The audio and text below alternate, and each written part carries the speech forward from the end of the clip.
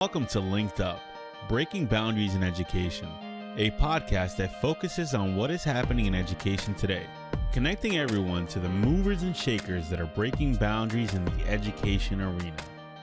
Welcome to LinkedUp, Breaking Boundaries in Education. Jerry, we just released an episode with Jen Womble, the FETC chair, which was a fantastic conversation, and we do need to apologize that some of the tech didn't work, so it's a still photo with some of the video, so some of the great conversation we missed. But what we talked about, part of what we talked about was the importance of that event and connecting and learning from others and, how inviting it is and all of the great sessions. And when I was at the ClassLink booth, I ran into some folks from Kentucky, and I was sort of eavesdropping, I guess, and heard about their fantastic session and all of the innovative things that they're doing in their district. So I said, you need to come on the pod and let's talk about it. So that's who we have today.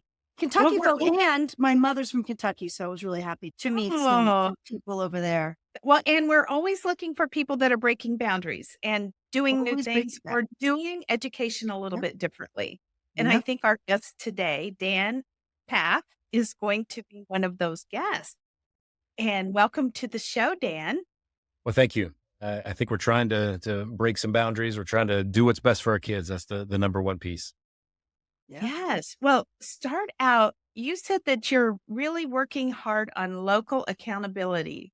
What does that mean? What does that mean? Yeah. So local accountability is this big picture idea that you really want to stay locked into the most important customer from an educational perspective, and that's your community and your kids and that general group. And I think what happens oftentimes in education, we lose our why, and we lose our why quite a bit, because we get focused on a different stakeholder, and that different stakeholder is the state and testing and whatnot. Yes. And that's not to say any of that's not important. I'm not saying that at all. But when you just keep laser focused on that piece and lose focus on the people that really matter in this equation, which are the kids, you can really lose your way. And so local accountability is trying to figure out a way to prove at some level, but also to find out what is it that the students want? What is it the community wants? What is it the parents want? So that you can make sure that you're meeting them where they want you to meet them. And so we went through a pretty long process. I shouldn't say pretty long process, but a pretty in-depth process to ensure that we did just that. And how did you find out what it is that they want and what their needs are? Yeah, I'm going to share my screen here for a second. That'll probably make your life a little easier. You can probably see. So what we did is we went around to about 50 different community groups. And we asked the most important question, which is, what are your hopes and dreams for the students in Shelby County? And when we did that, we didn't really recognize how important it was, but the reality is it was the most important question we asked, and really is the most important question that people ask generally. And so that we followed that up with really two other questions, which was what matters the most to the students and the community, and then what measures are most important for us to report on. And so in doing that, we really just sat and listened. We were trying to figure out, okay, what do they want without steering them? And it really was an eye-opening exercise for us. Because as we did this, we heard not scholarships, not GPA, not really a lot of things. What we heard was, we really want to hear the rest of the story. And so when you think about what the rest of the story is, came down for us into a set of 9 different themes. And you can probably see a little bit of those themes on here. We have something we call the profile of a graduate, which is probably in some states, it's a capstone or a profile of a learner or a defense. Right. But they wanted to make sure that, hey, our students embody those things. They certainly wanted to know about academic growth and achievement, but that was 1/9 of what they wanted. They talked about relevant and accessible learning opportunities and making sure that the employees are qualified, that their parents, that they felt like they were happy with the kids' experience there, that the workers felt some fulfillment in the workplace, that kids felt like they belonged, that the schools were really connected to the community in some way.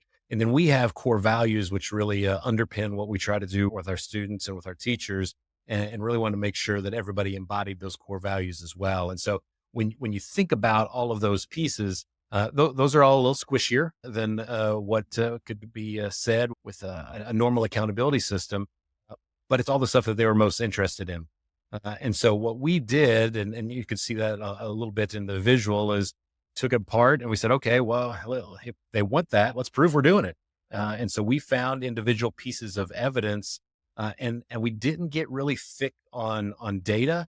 When we talked to them, one of the things they said was, we don't need another scorecard. We don't need another dashboard. We don't want a whole lot of educational jargon.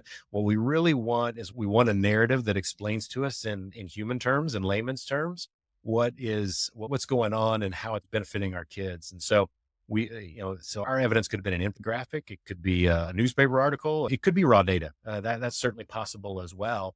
And we gave that to them. And then we went back to them. Okay. We asked them a question, went back to them and said, hey, is this what you're interested in? Is this what we were talking about? And they said, yeah, this is what we want.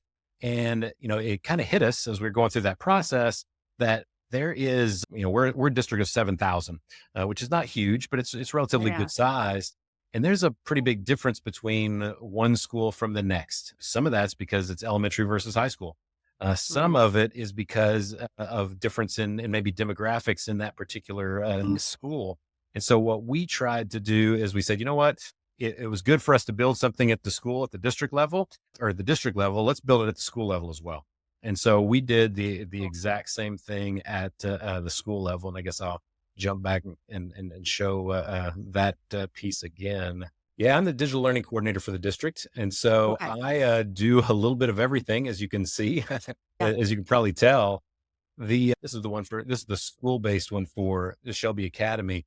Yeah, so I'm the digital learning coordinator. And actually the reason that I got plugged into this was, our number 2, our assistant superintendent of curriculum instruction and assessment. He came to me in the very beginning and said, hey, let's look into this notion of benefits-based accountability, which essentially is what local accountability is. And so I spent some time studying that, and he knew we were going to head down this local accountability path, but he also knew with my background that I'm really good with data and I'm really good with spreadsheets. And we assumed that when we started down this path that with local accountability, we were going to end up with a very data heavy dashboard with lots of connectors. And so it made a whole lot of sense for me to be involved in that. And so we started down that path. But as we went down that path, we're like, no, this is really what they're looking for. And so at the school level, we have a vision of inspired learning, leading, and living. And so this is our commitment to the community based on inspired learning. And this is for that school. This is 4 pieces of evidence that says, hey, this is how they are showing how our commitment to inspired learning is being met. And the same is true for our commitment to inspired leading, and the same for our commitment to inspired living. And you can see some of these are videos. Some of them are just some data points that we describe. We do the Studer survey once, and I think we're going to go to twice a year. Studer Huron is a company that we've been working with for just organizational improvement. But they have a survey that we send out to our community, to our staff, to our students, so we can kind of get a pulse of what's going on, and we can figure out what we want to or what we need to fix. The other thing I draw your attention to here on the school one is not only are we saying, hey, this is evidence of things that we're doing well, we also have an improvement priority that says, you know what, we're doing some good stuff, but this right here, this is one of the things that's broken, and we want to do better at these particular things. And so the mindset for us is we have a 30, 60, 90 day process with our administrators. We go with them, come in and talk to them. We go and talk to them about, hey, what's going on in your school, talk about their goals. And those goals are setting the structure for what goes in for those improvement priorities. Because if it's important to us, it needs to be important to the teachers, it needs to be important to the kids, it needs to be important to the community, so that we can really tie all of this notion of local accountability together at a really high level. I like how it sounds like you started down the data path, and it probably helped to inform you. But then in order to really communicate best with the community, you gave them just a humanistic type of lay of the land that way. And it seemed to make a difference. And it sounds like made it seem like they were part of the process a little bit more. They were definitely part of the process. And I keep taking over the screen, but I guess I got to do that because I'm talking today. Yes. So the other thing that we did get, and I just call it a little nerdy from a data perspective too, we created a Looker Studio that I talked about our survey data, took our survey data in it. We put some of our academic data in there, and we have a link to this as well. So if the parents want to say, hey, I want to know what's going on with that parent survey data, then they can go in, they can say, I want to know more about question number 1. You can see what our average is. You can see what our trend is. You can see how people responded. We've got our academic data in here as well. It's all there. They want to see it. That's great. They can click. It's fully searchable. We got our AP stuff in here as well. But again, the big picture notion was we wanted to be as transparent as we could be with our community and say, hey, this is what's going on. We wanted to know what they wanted and give it to them. And we think that we have. And so, now the journey we're on is the school level ones. We got about half of those done. One of them that you saw, the one that I showed you, was our Shelby Academy, which is our online or virtual academy. And they're really unique and different in that we really took 3 kind of disparate programs. We took our online school, we took our alternative school, and we took our GED program, and we put them all under one roof. And it's actually under the roof of our community and technical college. And we did that because all of them shared specific resources that could certainly help us from an efficiency perspective. But what it also did is it really helped us target kids in terms of where their path needed to be and what their needs are. Because what we're trying to do there is we're trying to wrap around them in the best way we can, socially, emotionally, academically, trying to meet them where they're at. We've got some just amazing stories of kids there. We had a young man who was NASCAR racing down in North Carolina and late stock car market racing, and was running his own business. So he was 3 or 4 days a week out of Kentucky, taking care of that, still taking care of his academics. We require the kids to be in person one day a week. So we're really hybrid in those terms. But the reason we are that way is we don't. Your alternative school, is that for any school? That's for our virtual school specifically. Our alternative school, they're mostly in person. Okay. There are some of them that are not, and there are also some of them that are doing the online part and the alternative part kind of simultaneously. Because again, we're trying to figure out how can we best meet them, because school, for better or worse, is a factory style system, and it's really difficult to meet kids where they are if you're going to be in that path. This is really our attempt to wrap around them the best that we can. We got really lucky. Probably, I guess it was 3 years ago, we went to DLAC, the Digital Learning Annual Conference, and had a conversation with a school there, the Village in Colorado. And we saw what they were doing, and we can't do exactly what they were doing, but we took some pieces back, and it really kind of molded and shaped what it is that we're doing with our program right now. Yeah, that's amazing. And I saw on the webpage, this obviously what you're talking about with your virtual school, your alternative school, it's all student centered, and it all fits under, I suppose, that commitment to inspired learning. And this, you're giving students the opportunity to immerse themselves in what's in ways they learn best, interest-based, and to build a path, as I know you've said, toward their vision of learning and what fits best for them. And I just think that is amazing. I saw all of the project-based learning that they were doing. That's what schools should be. And I think it's really inspiring to hear your commitment toward all of that.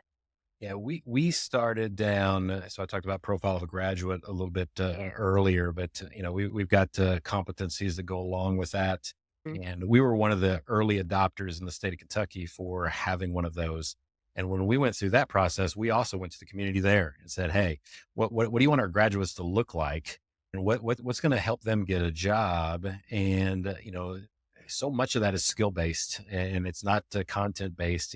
Most people change career 4 or 5 times in a lifetime. Mm-hmm. And so if it's just about content, you're in trouble. You certainly have to be a lifelong learner, which is part of our profile, but you also have to have some critical thinking skills, got to have some problem solving skills. And the best way to gather those is not with tips or tricks or strategies.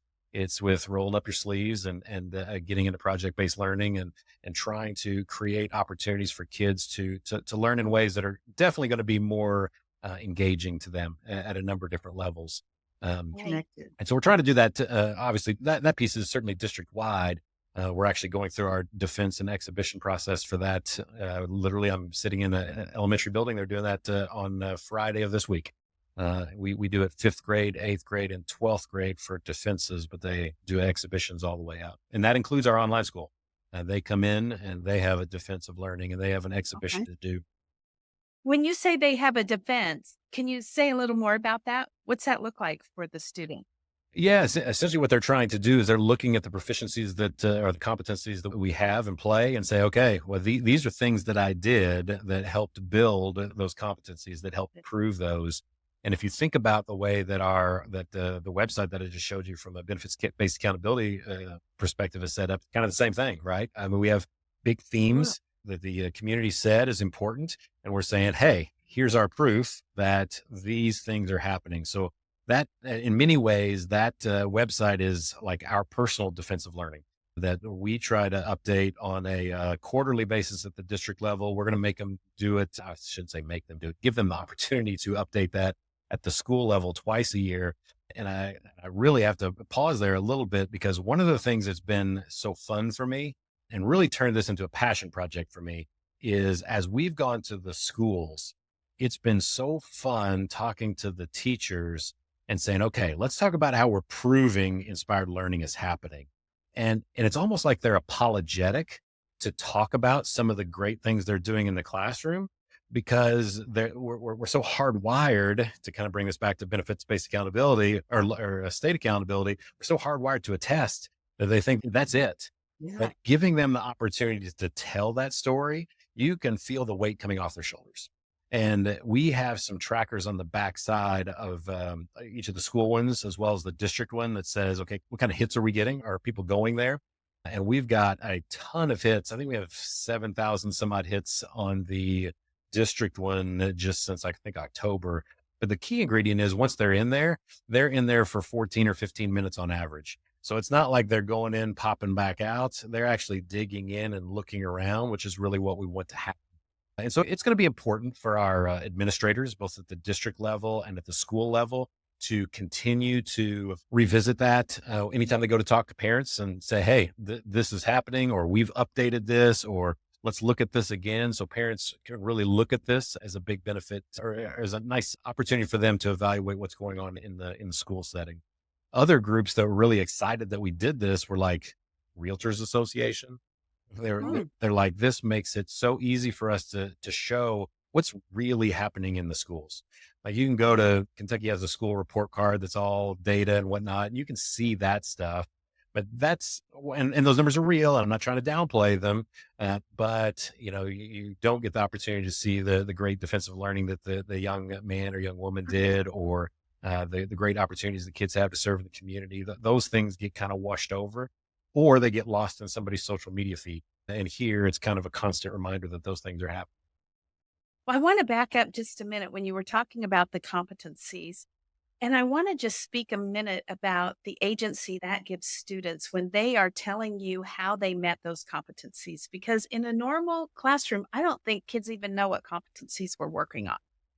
And in your environment, I would suspect they know what it is, and they've had to do some deep thinking and connect the dots and tell you how they did meet that competency, which I think is the best learning, and the higher level thinking that's going on here. There's a lot happening.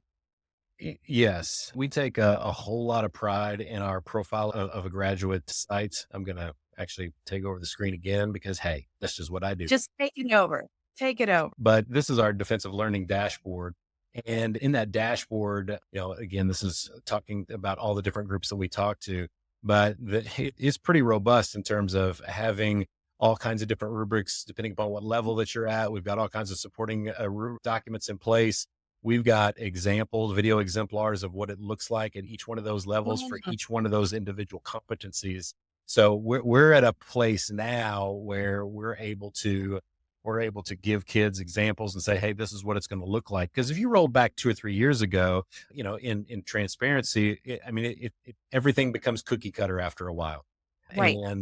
And that was not what we wanted by any stretch of the imagination. We wanted it to be as real as possible. And so I was talking about the young man who was the NASCAR racer.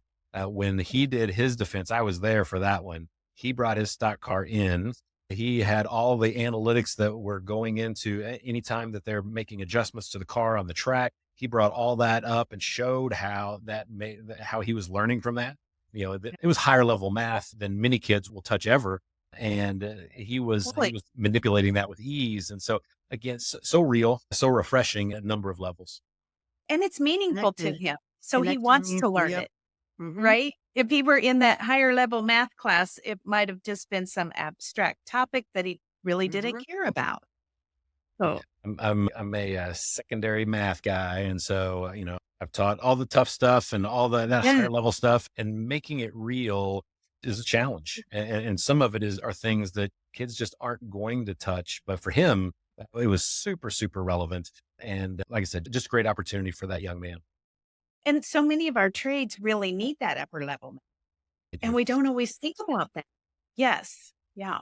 So that's great. Yeah, that is great. Yeah. I always say in virtual school, sometimes we're serving kids that don't have time for school because they're moved on with their life and they have a job and they're making life happen and they're not waiting.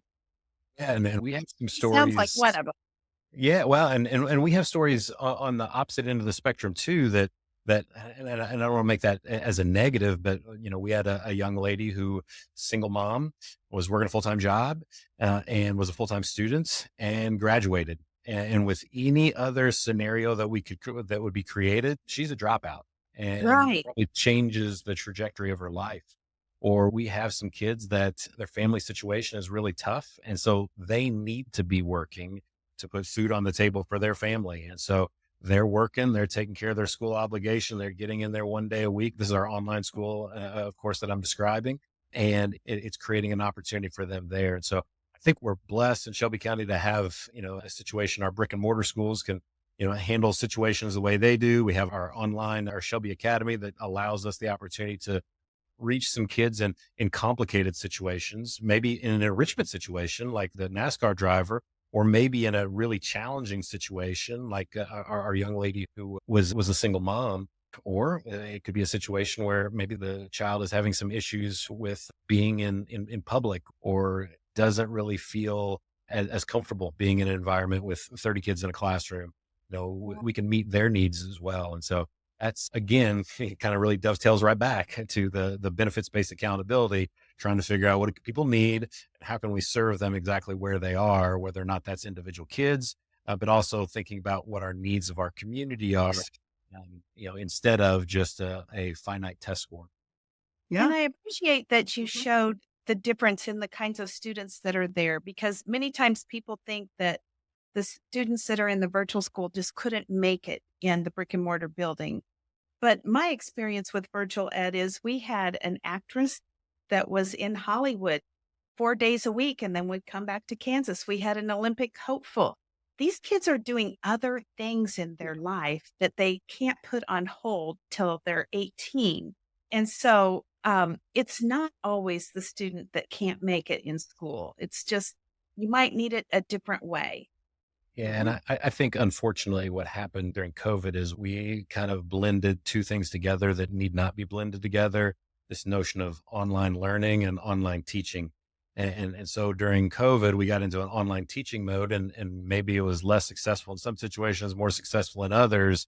But when you're part of a virtual learning academy or a virtual learning school, it is about online learning.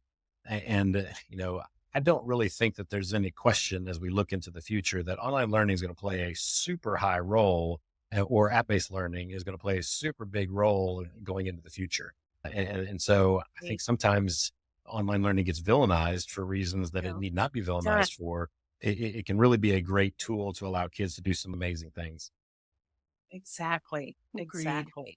And we use it every day. The thing that convinced me was Jamie's heard this story before, but my son wanted to learn to play the guitar, and we were in rural Kansas, and we would drive him 2 hours to the guitar lessons, and he hated them. One night I come home and I hear him playing this rock music on the guitar, and I'm like, who is that? Well, it's him. I said, how did you learn that? Well, he has his iPad on his lap and he's watching a I don't know, a 10-year-old kid, teaching him how to play the guitar. And so I love that, we consider we can take our own learning into our own hands and not have to wait for the teacher to come. So that's so important. It's funny that you say that. One of the things on my bucket list was to learn to play the drums. And so my wife got me a drum kit for Christmas, and exactly what you just described. And with the iPad or phone playing, I'm trying to teach myself that way and having a lot of fun doing it. But we have all these great tools out there. We got to take advantage of them. Yeah, I have my guitar right here. I haven't learned, just a little bit, but working on that too.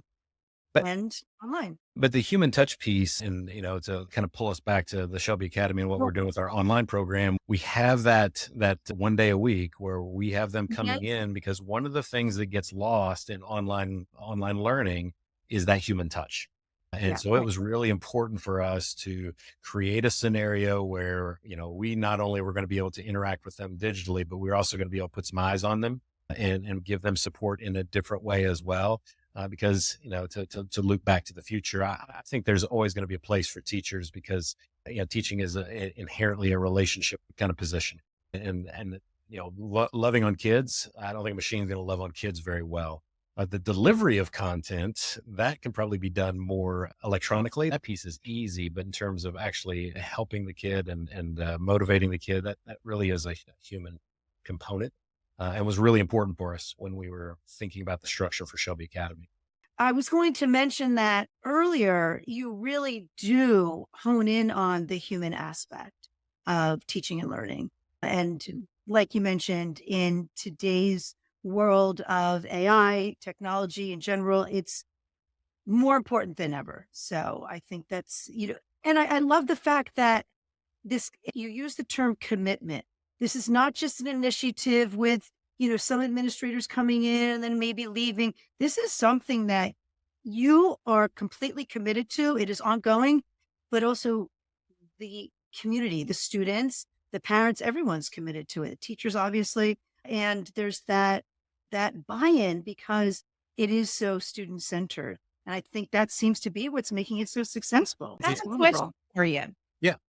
Do you think any of this will bleed into your traditional brick and mortar buildings as far as schedule and the personalization? Will any of that bleed over there? Graduate piece has, right? You do that. Yeah, the profile of a graduate is all the way through, and trying to be as project-based as we can, brick and mortar, that's there. The one day a week in person, we do advisory during that online one day a week.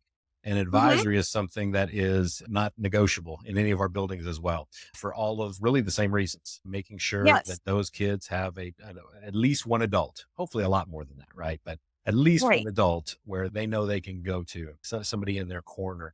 And so that piece is really, sewn into our DNA, really across the board, whether we're talking brick and mortar, whether we're talking online. So the profile piece from a project perspective, the advisory to making sure that kids have an advocate, that's all the way across the board as well. I do think that some of the things that exist in Shelby Academy in terms of the flexibility to put kids in certain situations, that exists because it's a smaller environment. So there's not as many. I mean, we're probably 200 or so kids in that whole structure. Actually a little bit more than that now, maybe 250, but that doesn't mean that it can't happen in the brick and mortar. It's complicated from a scheduling just because of the size of the schools. A lot of schools feel often I hear that it's almost like project-based learning or focusing on the test. But how do you have this blend that seems to be successful? How do you make that work? Well, you've said clearly several times that you're not discounting what the state is requiring. You're not discounting the test. How do you find that balance? Yeah, I don't think that's an easy balance. So I certainly hope I haven't throw that out there. I think because profile of a graduate is so important to what we do and so sewn into how we operate, there really is no way to teach those competencies without going into some kind of project world, real life experiences, real world experiences. You can't measure critical thinking with a test. I mean, elements of it, sure. But if you're going to pull critical thinking out from the academic piece, you're not going to be able to do that one-to-one. So I think that because of our focus on profile of a graduate, we're constantly pulled back to looking at how is this content maybe giving us an opportunity to show you're an effective communicator, you're a lifelong learner, you're a global citizen. And so that creates, by its very nature, those connections. But it is not easy. There's no question. And, every school and every district in the country has a lot of standards to cover and a lot to do, and kids that are varying levels of ability. And so all that stuff is real. And so, everything is always messy. That's the way it works. Everything looks pretty, but there's some messiness in it. But I think if you keep kids at the heart of it, the messiness kind of takes care of itself. Neighboring districts, are they interested in what you're doing and replicating it? Well, I can tell you that the Profile of a Graduate website that I pulled up a little bit ago with the competencies on a pretty consistent basis, I'll be out presenting someplace, or I'll be at a conference, and people are like, man, we go from schools all across the state. We go back to this all the time because this is stuff that it's so good and so well thought out. And we really want to do some of the same things. And local accountability is becoming that way for us as well. And some of that is driven by the state, because our state is in a process right now of adding to our overall accountability a local accountability component. So, there's not a percent, but let's say state accountability is 70% of it and local accountability is 30% of it. And so because of that push by our Commissioner of Education, people are more interested. And as you look at alternatives that exist, the alternative I talked about before, where we create this massive data dashboard, versus what we're building, which is much more focused on kids and the community and the stories and the narrative. If you want to compare between those two and you have a heart for kids, it's really not too difficult to guess which way people want to go. And that's, I'm a teacher at heart. I miss being in the classroom every single day because I just love kids. And so creating structures that allow teachers to stay in their why is really important to me. And so that's why this has really become a passion project for me. When Adam started, he's the superintendent of curriculum instruction assessment. When Adam pushed benefits-based accountability on me and said, hey, learn about this, get ready, it was frankly an other duties as assigned situation. I was doing it. I doing what I was told, but I couldn't figure out where it fit. But Adam's pretty good about figuring out, putting me in the right places. But I can definitely see where it fits now. And it's really been fun to work hand in hand with these schools to help them get excited about what they're doing as well. That's terrific. And how long have you been doing this in the district? When did you start it? Yeah, so Profile of Graduate is before me. Profile of Graduate's been going on, I think, 8 years. I've been here, I'm going on 3 right now. We started local accountability about the time that I started. So we're about 2 years in right now, but the full school or the full district level one was finished up last spring. We should be done with all of the school level ones by this spring. And then we'll see what the state decides to do with the overall accountability system. But if they do something, then we'll be a year ahead of everybody else, because I think it will be one more year before it actually folds into our accountability, if that becomes the model. Even if it doesn't, though, I tell people this all the time, even if it doesn't, and this is something that we just do in Shelby County, I think it positions us correctly because we're keeping our focus where it belongs, which is on kids in the community. We have a business person that oftentimes comes and talks to us about things going on in the community. And he said that he goes to businesses on a regular basis and takes them to our accountability dashboard and says, hey guys, this is what we should be doing with our customers. We should be showing what we're doing, and they're ahead of us right now. And I really couldn't agree with you more, because, they need to be thinking about their customers. It's not just profit and loss. It's not just, hey, are they willing to buy that product? It's, what are you doing to improve my life? What are you doing to make the world better for us? Right. So if the school district wanted to get involved in this, what would you suggest is the first step to getting involved? Themes. But I think having the courage to ask those questions is important, because we were making the mistake, and I think reasonably so, of assuming that we knew what parents wanted, what the community wanted, and frankly, we were partially right. I said that the academic-y kind of numbers were 1/9, so we weren't completely wrong, but we would have given them a pittance of what they actually wanted. So I think it starts with the courage to ask the question, and then everything that we did. The site is built on Google Sites. The data dashboard was built on Looker Studio. All that stuff is free. And so there's always going to be, you got a PR person or communication person in the district that certainly can help man some of those things. And the Looker Studio, hopefully there's a data person that can handle that. That's a little bit more of a lift. But once you understand it, it's not, that piece isn't really that hard either. But I think it's the courage to ask the question. Yeah, listen to the answers too. I think the layers that you have and it is really helping with the impact. And also, this is something that is coming from administration. And when teachers have that full support of the administration, I think anything is possible. Anything can happen. So important. Yeah. I really think maybe the most important piece on the local accountability side is those improvement priorities that I didn't talk about as much, but I think that piece is critical because I think oftentimes in schools, the administration kind of owns what those improvement priorities are, and it doesn't always trickle down to teachers, to kids, to the community. Right. And so then it becomes isolated. And so once it becomes everybody's issue, everybody's problem, everybody's focus, then you're going to get more, you're going to get more buy-in, but two, you're going to have more impact. And the likelihood of you solving that problem is a lot higher as well. And so I think you can use it as an opportunity to really pull your community together. And when I say community here, I mean not just the parents, but also the teachers and all the administrators in the building and all the kids kind of hand in hand. Let's do this together. Now, again, like I said earlier, I don't think we have it perfect. I don't think we have it exactly right yet. We're still in the learning process too. We're already thinking about what version 2.0 looks like with our improvement priorities. And so we're learning and growing with it, but I feel like we're headed down the right path. It sounds like you are. It sounds like a great path to be on. Kudos. Can we share your resources in the show notes so that people can see your web pages and how everything comes to life? Absolutely. We can make sure you got all that stuff. And we'll take all the criticism and love that we can get. We want to make it ours better too. So. Absolutely. Excellent. Love it. It's been a great conversation. I love the work that you're doing, and I love the way that you're looking at each student and creating a pathway for them. So your students are very blessed to have leaders thinking like you. Well, thank you so much. We feel like we've got our own personal mission, our own personal why here to take care of as well, and it's all focused on them. So excellent. That's wonderful. Well, thank you so much for having me. I've really enjoyed and appreciated this conversation.